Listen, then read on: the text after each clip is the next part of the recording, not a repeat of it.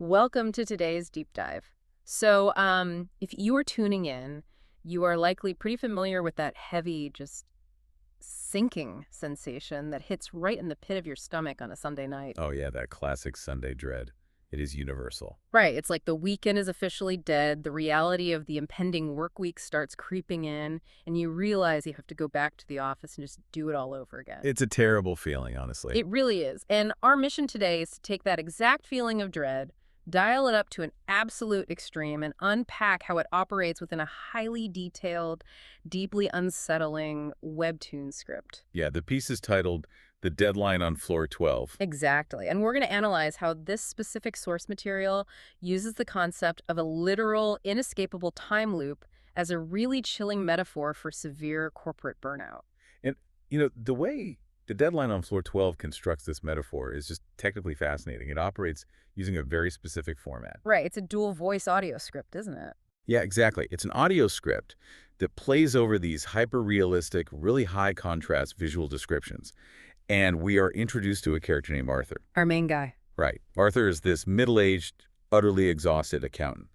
But instead of just hearing his thoughts, the listener experiences a stark contrast between a menacing, disembodied scenario voice and Arthur's own internal monologue. Yeah, and that scenario voice acts almost like an uncaring corporate policy, or just an indifferent universe. We're cold. It's just narrating the cold, hard facts of the environment. And then, layered underneath that, we get Arthur's internal monologue, which is pure, unfiltered terror. It creates this wild juxtaposition, doesn't it? It really does. I mean, it feels like reading a formal HR manual while listening to an employee actively having a panic attack. That is a great way to put it. Yeah. And that structural choice immediately isolates the protagonist. Like before we even see the mechanics of the time loop, that dual voice setup tells us that Arthur is entirely alone in his experience. Wow. Yeah. I didn't think about it like that. Right, because the environment is rigid and objective, Yeah. while his suffering is entirely subjective and just completely ignored. Man, that is bleak. It is. And to really understand how a psychological prison like this functions, we have to look at the anchor point. Every time loop has one, right? Like a specific moment where the cycle resets. Oh, right. Groundhog Day style. Exactly. And for Arthur, that moment is forever frozen at 11:50 p.m. Yeah, we open on this incredibly stark, hyper-realistic illustration of a sterile corporate office on the 12th floor. The visual details there are amazing. They really are. The world outside the windows is just a blur of uncaring city light. And inside, the office is dark except for this harsh, cool blue fluorescent glow casting these heavy, isolating shadows over Arthur's workspace. And Arthur himself is just a mess. Oh, completely. He is sitting in a rumpled, sweat-stained gray suit, looking like he has not slept in a decade. He's hunched over this cluttered oak desk, staring at a digital clock that burns 11:50 p.m. in stark red LED. The script uses those sensory details to immediately establish the emotional stakes. I mean, the scenario voice coldly informs us that the silence on the floor is absolute. Just dead quiet. Yeah. Meanwhile, Arthur's internal monologue reveals a state of, well, advanced psychological trauma. He thinks, 11:50. I'm back. It's always 11:50. I know what's coming. He knows he's trapped. Exactly. He even notes a subtle vibration in the floor, anticipating the physical violence of the loop before it even triggers. So I have to admit some confusion here, or at least raise a challenge that I think anyone listening to this would naturally wonder about. Sure. What is it? Well, if Arthur is fully aware that he is trapped in a horrific loop, and he knows that completing his current task leads to a terrifying outcome, why doesn't he just stop? You mean just refuse to work? Yeah, why not sit on his hands, refuse to touch the keyboard, stare at the blank wall, and simply run out the clock? Like, what's stopping him? The source text actually anticipates that exact logical defense mechanism. Oh, really? Yeah. The scenario voice explicitly addresses it, stating he tried not typing once. The loop simply waited. Wait, it just waited. Yes. The mechanics of this particular time loop are not bound by the passive ticking of a clock.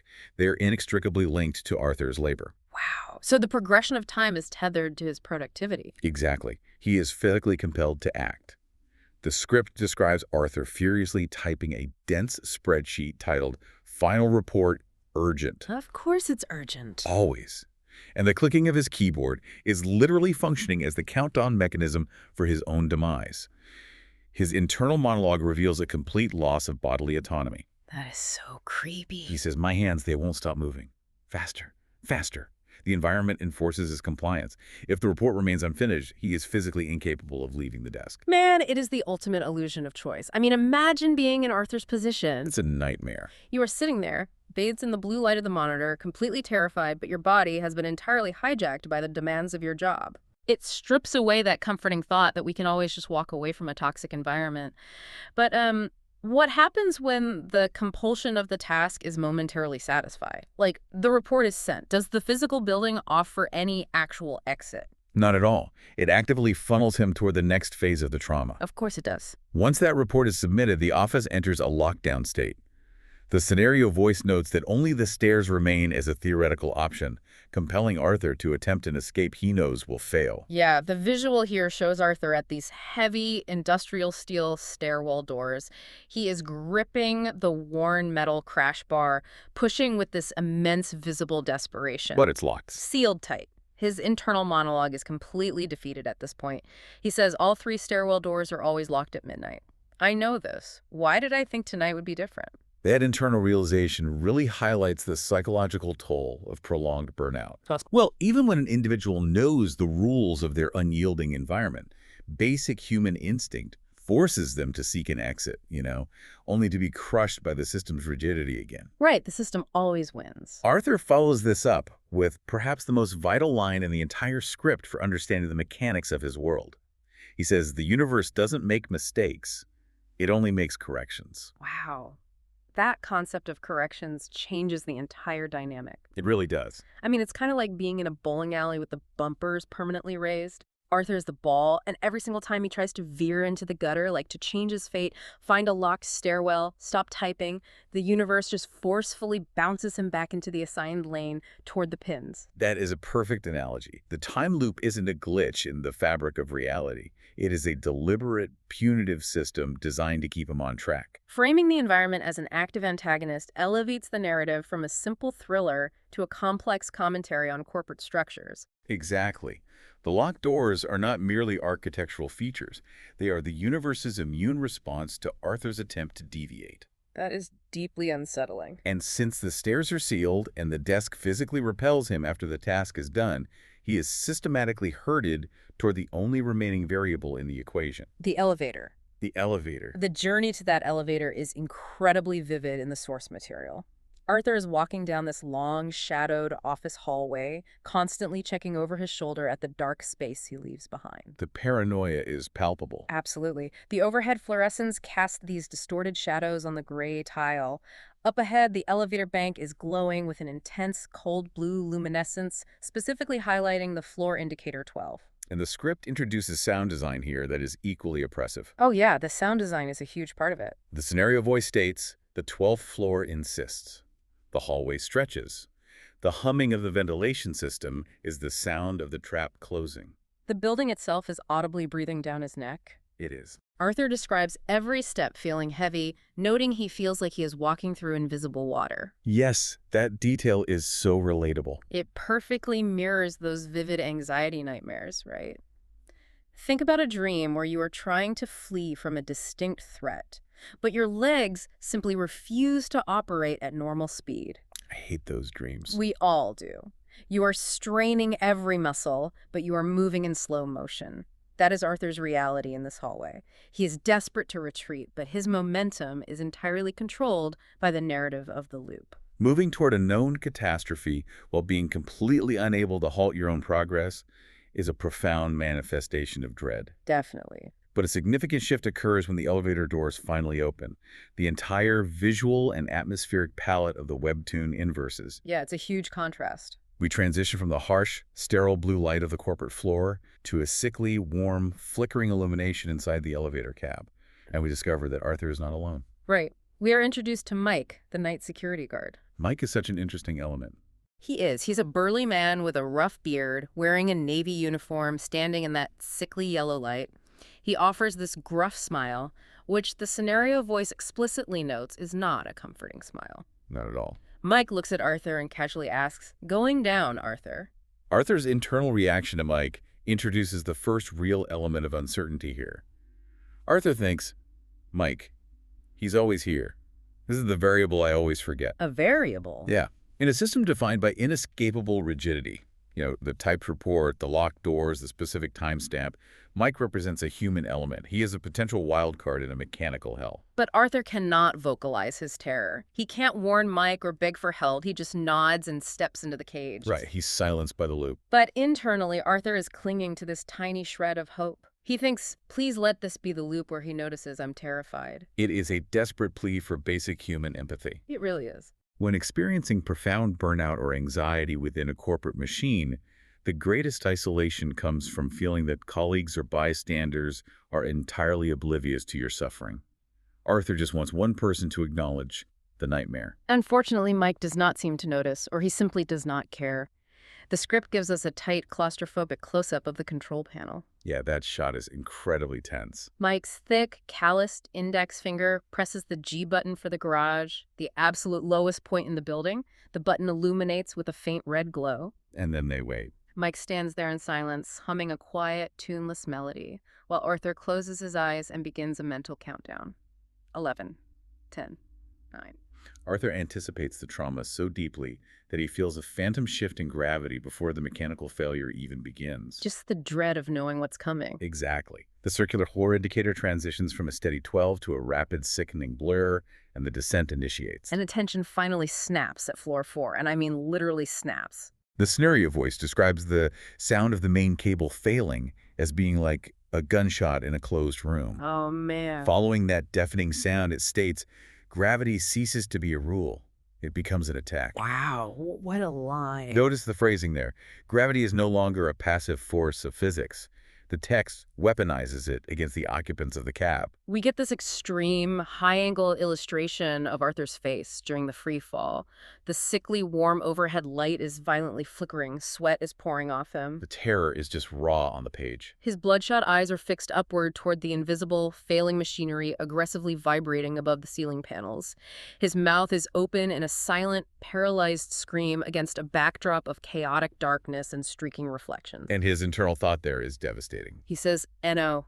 I always think I'm ready. I'm never ready." Knowing that pain is imminent does not actually insulate a person from the shock of it. In many ways, the anticipation amplifies the suffering. Like staring down the barrel of a gun. Right.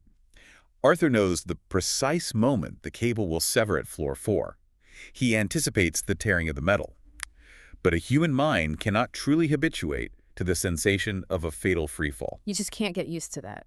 However, in the midst of this terrifying descent, the script introduces a crucial anomaly. This detail genuinely completely reframes the narrative. So Arthur is screaming internally, listening to the roaring wind and tearing metal, and he observes that Mike is now screaming too. Yes. But Arthur specifically points out something strange. He notes, his scream is new. Why is his scream different this time? This is a monumental deviation. Wait, really? Why is that so huge? Well, think about it. A time loop, especially one governed by an entity that only makes corrections, relies on absolute, identical repetition to break the subject's spirit. Okay, right. If my scream is new, it injects a sliver of terrifying unpredictability into a previously airtight system. It suggests that the environment is not as stable as the scenario voice projects. Wow. It shatters the established physics of Arthur's prison. And speaking of physics and rules being shattered, we have to look at the total failure of safety mechanisms here. Oh, the fail-safes, yeah. Imagine you are in an elevator plummeting down a shaft. Every instinct tells you there are fail-safes. Modern engineering dictates emergency brakes, friction clamps, something to prevent a catastrophic impact. The script systematically dismantles those logical, real-world defenses to further isolate the protagonist. It just takes away every safety net. As the free fall accelerates, the visual environment deteriorates further. The main lights in the cab fail entirely. The only source of illumination remaining is the cold, blue-white glare emanating from Arthur's smartphone screen, which he is clutching in a violently trembling hand. That is such a stark, memorable image, a tiny rectangle of cold corporate blue light cutting through total chaotic darkness. It's brilliant visual storytelling. Up on the display panel, the floor indicator 4 begins flickering and blurring rapidly before transitioning into a glitched, meaningless digital distortion. And regarding the fail-safes, the scenario voice strips away any remaining hope. It coldly reports that the backup brakes screech, a useless, mechanical, dying scream. The machinery itself is agonizingly failing. Yes. In response, we see a tight shot of Mike's calloused hand thrusting into the foreground. He is frantically mashing the circular brass-rimmed emergency stop button, Like his life depends on it. pressing with such force that his knuckles turn bone white. But the button remains dark. Yeah. It's completely inactive. It is the ultimate failure of the safety net. You can map that directly onto the corporate burnout metaphor. You pull the emergency brake, you go to HR, you cite policy, you ask for a leave of absence, and the button just does not light up. The system's failsafes are decorative. Decorative fail-safes. That's terrifying. Arthur's internal monologue at this moment is incredibly bleak. He watches the guard panic and thinks, "It doesn't work, Mike. It never works." He's entirely given up. Experiencing unbearable physical pressure in his chest from the G-force, Arthur's final coherent thought before the expected impact is simply, "Please let the impact be fast." He has abandoned all hope of survival. He only desires an expedited end to the terror. Which brings us to the most psychologically devastating element of the entire narrative. The pacing of the script really conditions the reader, and Arthur, to brace for a kinetic climax. The physics of a freefall demand a violent resolution. We expect the crash. But the narrative denies that release entirely. There is no crash. And the scenario voice simply states, the reset is instant. The deafening silence returns. There is no crash, only the absolute cessation of sound and motion. Boom! Just like that. The whiplash is designed to be deeply disorienting. I mean, going from the screeching, dying mechanical scream of the brakes, the gunshot snap of the cable, and the sheer roaring wind of a terminal freefall straight into absolute instant deafening silence is incredibly jarring. It has to be. The webtoon utilizes a brilliant split visual composition for this transition. In the top left corner, there is a small inset box showing that brass emergency button inside the dark elevator shaft glowing with a weak, desperate, pulsing red light. While the main portion of the panel yanks us violently back to the anchor point. Right. Arthur is sitting hunched at the cluttered oak desk in his rumpled suit. His face is buried deeply in his sweat-stained hands. His posture still reflects the exhaustive, muscular terror of bracing for an impact that never came. The office surrounds him, once again dark, empty, and illuminated only by that same cool, sterile, fluorescent light. And the digital clock on the desk burns with the stark red LED time. 11:50 p.m. The psychological devastation Arthur experiences in this fraction of a second is immense. I can't even imagine. The realization that even the relief of a fatal ending is prohibited. His internal monologue shifts from active terror to complete defeated resignation. He observes, 11:50. I'm at the desk. My hands are shaking. The report is waiting. It didn't work. None of it works. I'm trapped. I'm a ghost, and this office is my hell. And just to finalize the cruelty of the system, the menacing scenario voice drops its objective tone to deliver a whispered, mocking final blow. 11:50 p.m. Again. Ugh, chilling.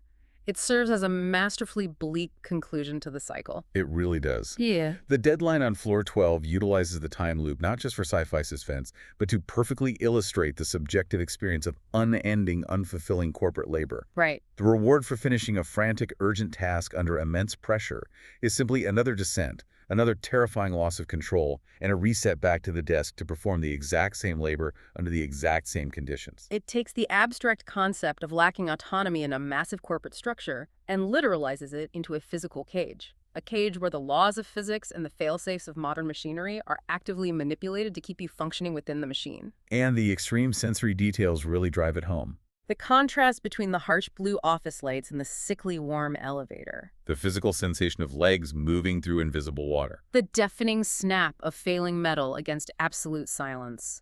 All of it serves to make that anxiety tactile for the reader. The effectiveness lies in how it mirrors our own anxieties.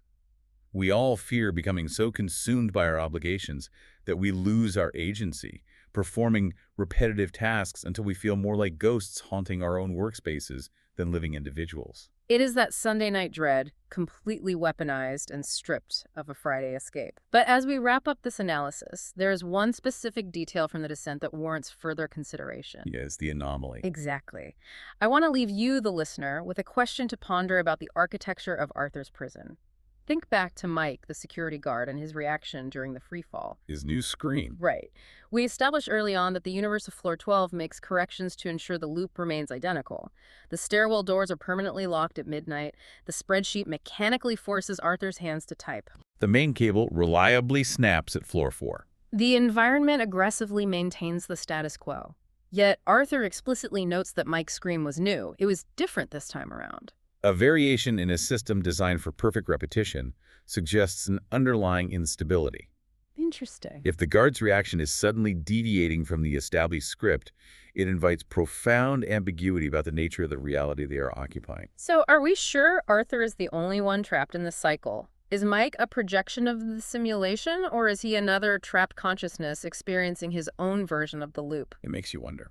Or consider an even more unsettling possibility. Is the simulation itself slowly breaking down under the sheer accumulated weight of the endless repetition? That is a terrifying thought. Because if the rigid system that forces Arthur to type that report is beginning to fracture, what actually happens to the occupants when the loop finally shatters completely? A broken prison does not necessarily guarantee an exit. It might just mean the collapse of the only reality they have left. Exactly. So the next time you feel that heavy, sinking sensation on a Sunday night, just remember Arthur, bathed in the cold blue light of his monitor. At least your week has an end.